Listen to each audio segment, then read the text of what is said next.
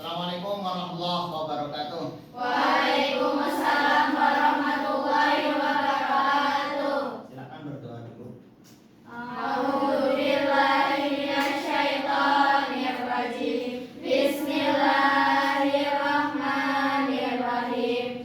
Raditu billahi rabba wa bil islami dina wa bi Muhammadin sallallahu alaihi wasallam nabiyya wa rasulah. Rabbi zidni ilma warzuqni fahma. Amin. Kita absen dulu sebentar ya, sebelum kita melanjutkan materi. Akna, Uyun, Putri. Setelah itu kita nanti Arab pra-Islam. Kemarin kita sudah mulai pembukaan tentang Arab pra-Islam, di mana kemarin kita tahu bahwa orang Arab itu sebelum kedatangan Islam sangat terkenal dengan kejahiliannya. Kalian tahu nggak kejahilian mereka yang pertama apa? Mengikut bayi perempuan. Ada lagi? Ya, ada lagi? Ya, itu diantaranya adalah mereka suka mengubur anak perempuan, suka mabuk-mabukan, suka berjudi, menyembah ya. Jadi begitu jahiliyahnya mereka sampai nanti kedatangan Rasulullah Shallallahu Alaihi Wasallam.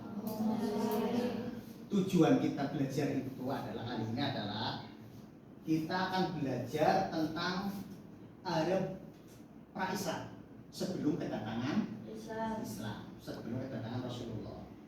Nah, ketika agama Islam datang, tadi disampaikan mereka sangat jahiliyah, mereka menyembah apa saja. Ternyata di sini kalau kita lihat mereka tadi menyembah berhala. Kita lihat sudut pandang agama ya. Agama mereka pra-Islam sebelum kedatangan Islam mengamalkan bentuk politeistik dengan menyembah berbagai dewa dan tokoh. Dewa mereka kita tahu ya, ada Hubal, ada Lata, ada Usyas. Juga ada tempat-tempat suci. Mereka punya tempat-tempat yang disucikan. Mungkin cara sekarang mereka punya kayak candi gitu. Kalau di sini kan namanya candi. Bahkan Ka'bah itu kan sebenarnya sudah ada gitu. Apa kabar semua anak-anak? Baik ya? Tetap semangat ya? Semangat dong, Masa Loyo. Semangat. Belajar itu harus semangat. Kata Nabi, orang belajar itu sampai ke negeri Cina. Apa maning nang desa dewek pasar Tegal ya, seperti itu. Maka kita tetap harus kudu semangat. Nah, hari ini sebelum kita melanjutkan pelajaran, kita mengulang materi kita dulu sebentar. Kemarin belajar tentang Arab pra-Islam, bahwa orang Arab itu terkenal dengan jahiliyah. Jahiliyah itu bukan berarti bodoh otak ya, tetapi bodoh keimanan. Kita mengulang ya. Loh, kok bodoh keimanan? Karena mereka menyembah patung, menyembah batu. Masa batu disembah? Masa batu diagung-agungkan? Namanya juga benda mati. Seperti itu ya. Kita mulai materi. Terus ada mereka sangat jelek, mabok. Terus yang sangat menakutkan adalah mengubur anak perempuan hidup. Masa bayi perempuan dikubur? Logikanya kan nggak ada. Nah, itulah maka dinamakan jahiliyah. Nah, setelah kita belajar bersama tentang agama kejahilian mereka, kita lanjutkan materi kita dalam bab Arab pra-Islam dalam bidang ekonomi. Dalam ekonomi mereka sudah terkenal dengan ekspor. Buktinya Nabi Muhammad ketika ketemu pendeta Bukhara itu kan mau ke kota lain, ke negara lain, ya kan? Itu mau ekspor. Ekspor itu kan nggak mungkin barangnya sedikit. Kalau sekarang ya pakainya kontainer, mungkin dulu pakainya onta atau kuda. Nah, orang Arab itu punya sumber-sumber ekonomi dan tempat-tempat ekonomi. Di sini dikatakan di kota Madinah dan juga kota Mekah yang menjadi pusat perdagangan. Kalau sekarang yang mungkin di Jakarta, ya kan kalau di Indonesia bayangannya gampang lah, Surabaya, Semarang, sehingga ekonomi berputar dengan cepat. Kelasnya ekspor, maka mereka juga diabadikan dalam Al-Quran. Li'i lafi Quraisyin ila fihim rihlatas syita. Mereka melakukan rihlah perdagangan baik musim dingin atau musim panas. Mereka punya retail, toko-toko besar. Kelasnya kayak sekarang mungkin Carrefour ya, di Indonesia ada, di Prancis ada. Atau mungkin sekarang lagi ngetren lagi, meskipun menyebut nama nggak apa-apa ya, McDonald, ya kan? Apa Pak Mixu ya, Mixu, es krim Mixu ya. Karena itu kan di Cina, tapi sampai ke Indonesia, bahkan di kota-kota kecil kita punya retail. Orang Arab dulu sudah punya seperti itu. Sedikit cerita, Mixu itu gerainya sedunia itu sudah ada 20.000 gerai, bayangkan ya, atau McDonald, atau mungkin yang sudah rame KFC ya, chicken lah ya, seperti itu. Jadi orang Arab dalam ekonomi mereka sebenarnya sangat luar biasa. Selanjutnya, tapi mereka punya ya semacam kelemahan ya. Ya kalau dikatakan kelemahannya bukan kelemahan, mereka sering terjadi konflik. Apalagi mereka terdiri dari suku, maka mudah sekali mereka terjadi perselisihan, perang antar suku. Egonya sangat tinggi. Kalau istilah dalam PKN namanya chauvinisme, gitu ya, sangat mengagungkan kesukuan. Kalau Indonesia kita alhamdulillah ya, kamu pernah dengar nggak orang Sunda perang dengan orang Jawa? Kan nggak pernah. Kan? Alhamdulillah di Indonesia meskipun berbagai macam suku dan bahasa, tetapi kita aman. Nah, mereka enggak. Sebelum datangnya Islam, ingat sebelum datangnya Islam, mereka mudah sekali terjadi peperangan, mudah konflik. Nah, itulah alasan kenapa bayi perempuan dikubur itu. Soalnya apa? Bayangan mereka bocah wadon orang bisa perang, gitu loh Mbak. Anak perempuan tidak bisa berperang. Atau nanti kalau sukunya kalah, anak perempuan dijadikan budak, akhirnya meruntuhkan dan menjelekkan nama keluarga atau suku. Akhirnya mereka punya pemikiran, daripada nanti nggak bisa perang, daripada nanti jadi budak, lebih baik masih kecil dikubur. Setelah mereka dalam ekonomi maju, budayanya kita akan belajar. Biasanya ekonomi budaya itu saling terkaitan. Kita lihat, mereka punya kegiatan namanya puisi. Bahasa sekarangnya mungkin kalau kalian sering nonton TV, ada Indonesia Idol, gitu ya. Indonesia Got Talent atau Amerika Got Talent. Yang kemarin orang Indonesia namanya siapa? Putri ya, Putri. Itu bisa membawa nama baru Indonesia di Amerika Got Talent. Ternyata orang Arab dari dulu seperti itu. Mereka sedang berlomba dengan kata-kata yang indah, dengan puisi, juga dengan syair. Maka kalau kita di pesantren ada yang namanya nadom, ya kan? Nadom berbahasa Arab. Kalau kamu lihat nadom kan akhirnya bisa pas. Alhamdulillahilladzi qad wafaqo lil ilmi walid tuko abda ubis milahi wa rohmani, terus wa bi rohimika imil kan pas ya, nih nggak di depan di bawah nih, kan nggak pas, kan ada ilmunya. Nanti kalau kamu belajar lebih jauh, ilmunya namanya arud. Ternyata bikin nadom itu harus ada ilmunya. Nah dari sini akhirnya kita tahu nanti Mbak, kenapa yang diturunkan Al-Quran gitu loh, tidak berupa tongkat.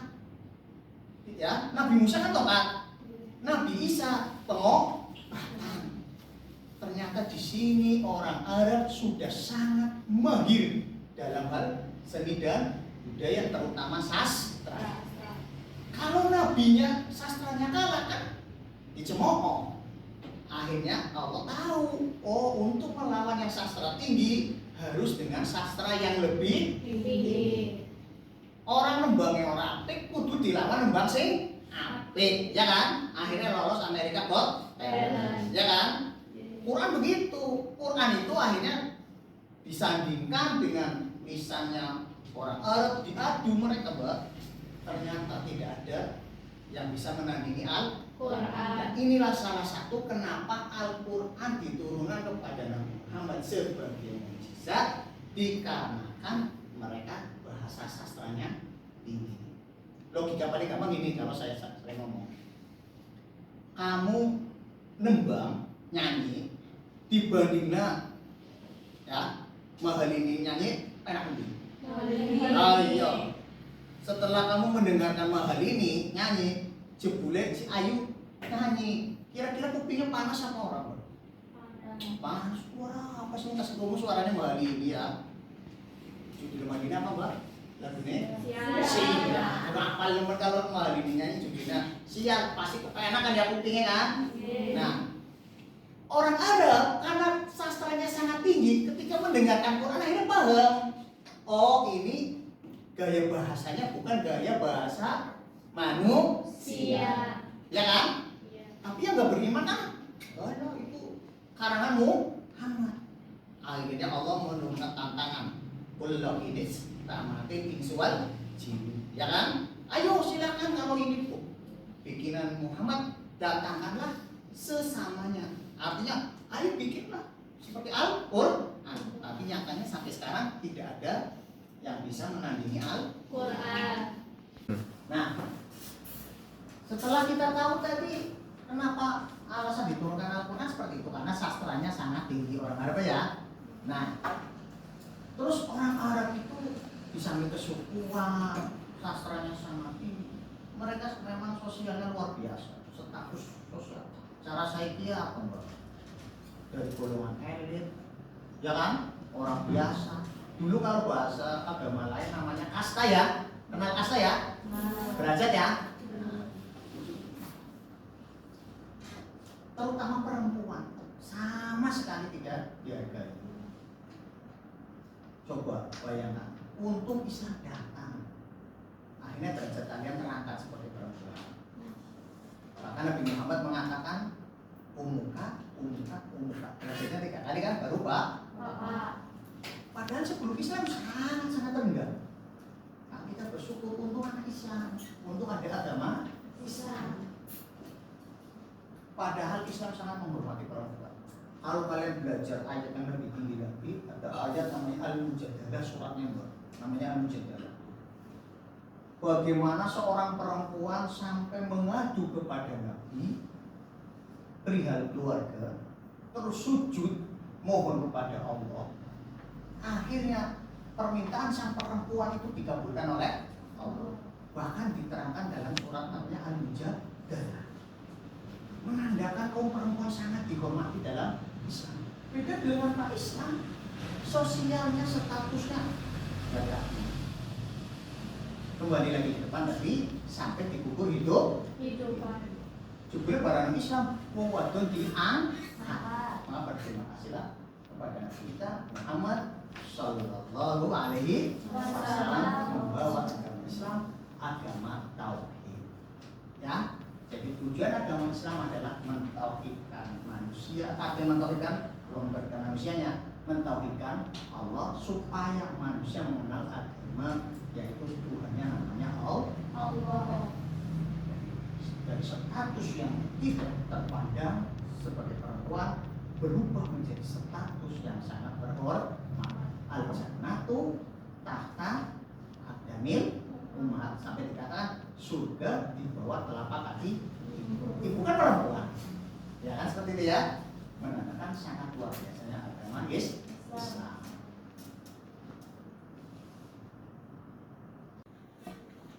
Gimana anak-anak? Materinya sudah cukup jelas? Jelas. Sekarang setelah kita belajar materi, kita akan berdiskusi. Kira-kira dijadikan 3 kelompok lah, cukup 3 kelompok saja. Nanti hasil diskusi itu kita perwakilan disampaikan ke depan. Silakan kelompok. Ayo, pertama dulu silakan. Ini ada anak.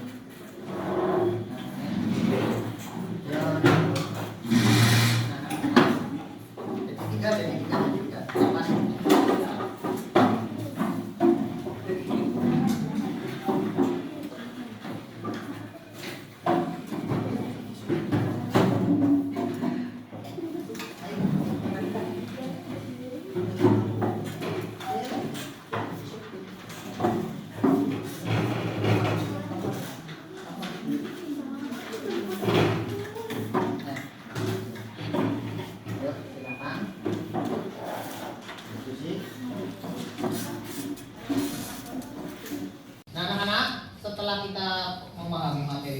Silakan diskusikan. Tema kita adalah kenapa yang diturunkan oleh Allah berupa Al-Quran. Silakan didiskusikan.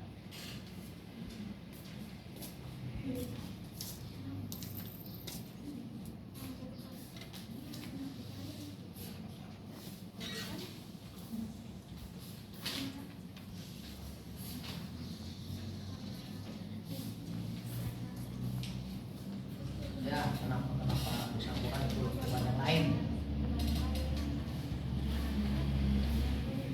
Al-Quran dan yang lain, padahal kan Nabi Musa Taurat yang tak bisa menyembuhkan orang sakit. Tapi kok kenapa harus Al-Quran? Pasti ada ya, coba dianalisis. Tapi kan dari keterangan tadi ada orang Arab itu seninya sangat tinggi kayak. Atau kalau di pesantren ada nado. Ya silakan diskusikan dianalisis. Kenapa harus Quran? Kan mau kan bisa sebenarnya. Nabi Musa ngapain tahu? Tak bisa. Musa orang sakit. Tapi kenapa Nabi Muhammad harus Quran? Nah, coba dianalisa. Kita apa alasan? Sudah? Sudah. Kalau sudah, saya panggil setiap kelompok satu ya, mewakili presentasi ya. Silakan untuk kelompok yang di sini, silakan yang masih siapa?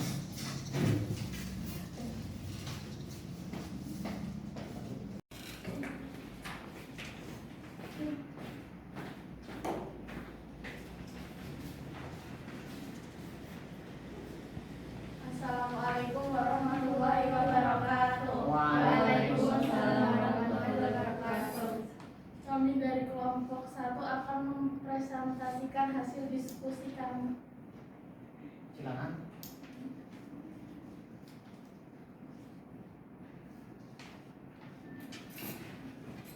Ayo silakan, siapa yang menyampaikan? Karena orang Arab memiliki gaya sastra yang tinggi sehingga dibutuhkan mukjizat yang berupa sastra untuk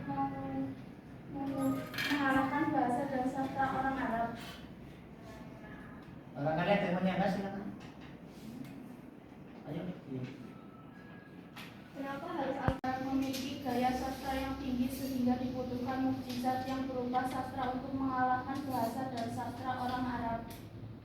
Barangkali ada yang mau menyangka, silakan. Saya dari kelompok 2, nama Putri. Mau tanya kenapa harus Al-Quran, kenapa bukan Taurat seperti Nabi Musa atau pengobatan seperti Nabi Isa? Karena pada zaman Nabi Musa terkenal dengan ilmu sihir dan zaman Nabi Isa terkenal dengan pengobatan. Setuju ya? Iya. Cukup? Ya, silakan kembali ke tempat. Berikan aplaus.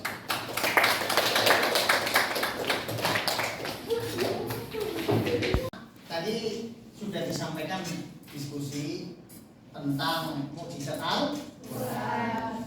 Dari situ kita tahu kenapa Allah menurunkannya Al-Quran berupa mukjizat yang berupa sastra, tidak berupa tongkat atau pengobatan. Yang pertama, orang Arab sudah mahir dan tinggi sekali ilmu sastra. sehingga dibutuhkan mukjizat. Karena mukjizat artinya untuk mengalahkan, maka harus lebih hebat. Zaman Nabi Isa yang berkembang adalah sihir dan Musa. Kalau Nabi Isa yang berkembang adalah pengobatan. Hikmahnya ini hikmahnya untuk kita. Coba bayangkan kalau Nabi Muhammad mukjizatnya tongkat atau pengobatan. Nabi Muhammad yang tidak ada, mukjizatnya juga hilang.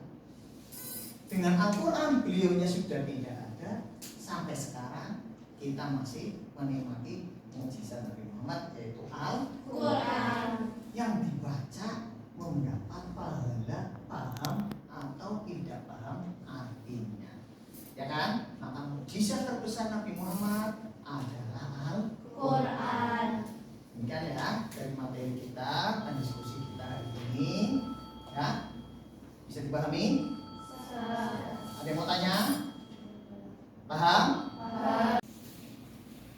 Sudah paham? Nah, itulah tadi materi kita tentang Arab Islam, sehingga kita diharapkan semakin menambah pemahaman kita tentang kondisi Arab sebelum datangnya Islam dan bagaimana nanti ketika Arab sudah datang Islam yang akan kita pelajari pada minggu yang akan datang. Silakan kembali ke tempat masing-masing, berkemas-kemas. Nanti kita tutup dengan doa. Silakan kembali ke tempat masing-masing.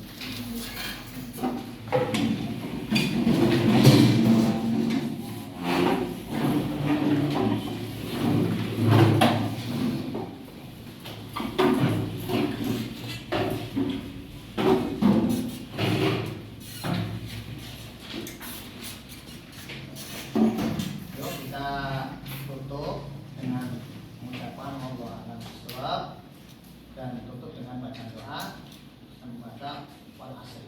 Bismillahirrahmanirrahim.